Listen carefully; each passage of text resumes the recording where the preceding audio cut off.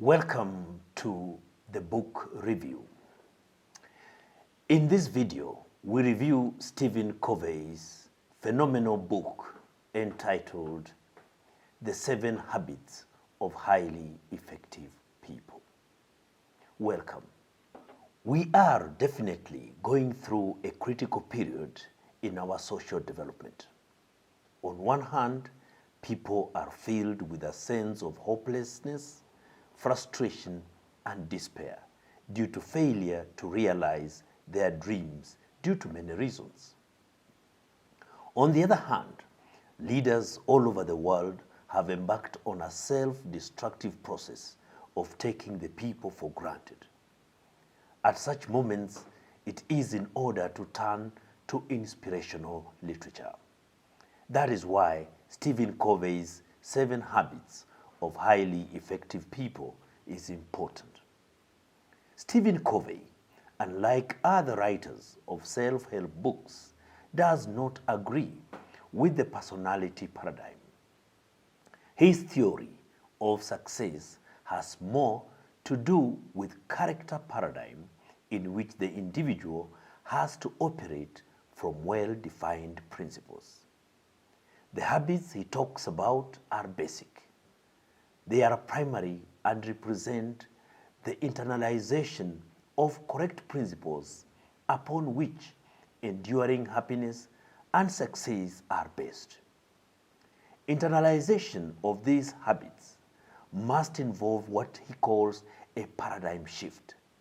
The term paradigm shift is borrowed from Thomas Kuhn's highly influential landmark book entitled The Structure of Scientific Revolutions. In this book, Kuhn argues that almost every significant breakthrough in the field of scientific endeavor is first a break with tradition and with old ways of thinking. The principle-centered paradigm advocated in this book is based on the fundamental idea that there are principles that govern human effectiveness, natural laws in the human dimension that are real and unchanging as laws of gravity are in physical dimension. Paradigm shift may therefore involve a person who becomes what is called a transition person, one who stands between a bad past and a bright future and changes the course of history. Stephen Covey argues that change of paradigm means that one acquires first the habit of being proactive. Being proactive in our political sense means more than merely taking initiative. It means that as human beings, we are responsible for our own lives. Our behavior has to be a function of our decisions, not our conditions. We have to subordinate feelings to values. We have the initiative and the responsibility to make things happen. Highly proactive people do not blame circumstances and conditions or conditioning for their behavior. Their behavior is a product of their conscious choice based on values rather than a product of their conditions based on feelings. As opposed to proactive people, reactive people are often affected by their physical environment. Proactive people take initiative. As opposed to taking love as a feeling, they take love as a verb. In this sense, love is something you do, the sacrifices you make, the giving of self, like a mother bringing a newborn into the world. Proactive people keep their circle of influence and fulfill promises. Covey argues that one has to imbibe principles of personal leadership. To acquire this habit, one has to begin with the end in mind. In essence, one has to begin with the image or picture of the end of his life as a frame of reference or criterion by which everything else is examined. Our behavior today, tomorrow, and next week should be examined in the context of the whole of what really matters most to us. So, whatever you do every day of your life should not violate the criteria you have defined as supremely important. We must have a clear understanding of our destinations. It is noted that people find themselves achieving victories that are empty, successes that have come at the expense of things they suddenly realize were far more valuable to them.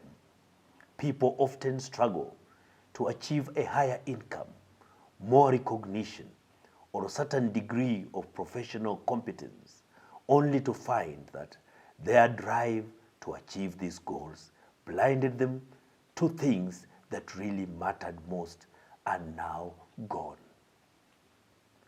Exercise of independent will is an equally important habit. This involves practicing what Covey calls effective self-management. This is the ability to make decisions and choices and to act in accordance with them. It is the ability to act rather than to be acted upon.